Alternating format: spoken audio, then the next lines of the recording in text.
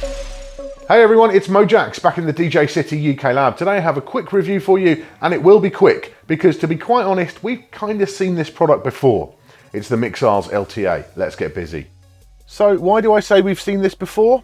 Well, like the Stanton 150, the Reloop 7000 and 8000, the Pioneer PLX 1000 and others, the Mixars LTA is another example of the super OEM turntable produced by Chinese manufacturer Hanpin.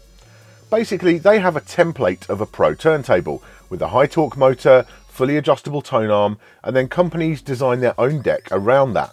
The motor is fantastic. As with the Technics 1200, the brushless design is integrated into the platter itself, which means that you have a truly solid platform at the core of this deck. In the case of the LTA, Mixars have kept things pretty simple, without adding on too many bells and whistles complicating matters. It looks really good in its full-on stealth black garb, none more black. This is a deck for the Spinal Tap fans. The finish on the body is this kind of matte, almost rubberized texture. I don't really know how it comes across in a video, but it looks different and cool. Most of the controls are rubberized buttons to match that, and they feel good. The only exception is the start and stop button, which needs to be hard for performance purposes, and that works well.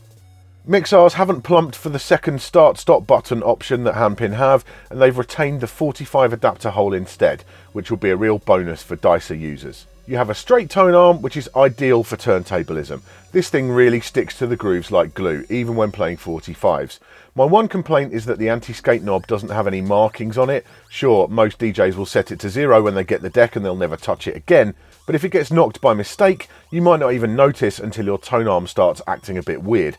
And it's worth noting that you mustn't use elliptical styly on a straight arm. You'll need to stick to spherical needles. Like most other super OEMs, you have plus and minus 8, 16 and 50% pitch range options, so you can do your ultra pitch cuts quite happily on here. The pitch is responsive and accurate, and I'm totally satisfied with its performance when beat matching. You have adjustable start and stop times on individual controls and reverse too. This is all standard super OEM stuff. One feature which is unique to the LTA is the dual outputs. You have a phono line switchable first output and a line level second output. I can think of a number of situations when this would come in handy, running into multiple mixers or interfaces, and although I can't imagine it will be a deal breaker for many people, it is a nice addition. One thing to note, like the Reloop 8000 and other super OEMs which have a line output, when you turn off the power switch on top of the deck, you're not just cutting power to the motor, you're also cutting power to the preamp. So when you use the line output, that's going to kill the audio full stop. You can use the adjustable brake to do those 1200 style wind downs, of course, but if you're coming from a 1200, it's worth remembering. The phono output is not affected, so when that's running, you can just turn off the power and it will just wind down like normal. So there we go, my look at the Mixars LTA. Ultimately, being so clear about this being a super OEM is not to dismiss this product, right? As far as I'm concerned, there's one turntable design on the market right now which is even worth looking at, and that is the super OEM, because everything else just doesn't really cut it. You know, you've got Technics now just making audiophile turntables at the very high end.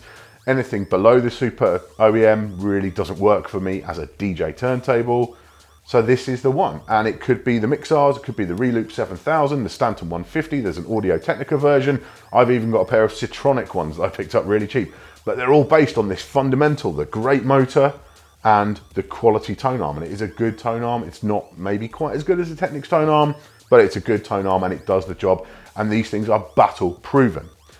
Each one does have their own variations. This is of the kind of plastic base types. It's a little bit lighter than the Stanton, a bit more portable, still pretty good in terms of resonance performance and so on. I like the murdered out black matte finish. I really like that, it looks good. Black everywhere on this, which is cool. And I like the rubberized buttons for the non-performance buttons. You know, start, stop, it's always got to be solid, but the actual rubberized buttons for the rest is great. The torque is there, the pitch feels good. It's a super OEM and it's a good one. Simple as that. Now, price-wise, you're talking street price of about $600 per turntable, which is, again, is in the ballpark of the rest. I just checked today, Stanton 150, same price. Reloop 7000, same price. Reloop 8000 obviously costs a bit more. You've got the MIDI stuff on there, and the Pioneer 1000 costs a little bit more because Pioneer. But yeah, ultimately, this is a great addition to the lineup of super OEMs. And if you like the style of this one, if you like having the dual outputs on there especially, and if you like the straight arm, then there's no reason to not buy the Mixars LTA. It is one of this range of turntables, which I thoroughly recommend. Thank you for watching today. Make sure you subscribe for all our future tips, tricks and product reviews. I'll see you soon.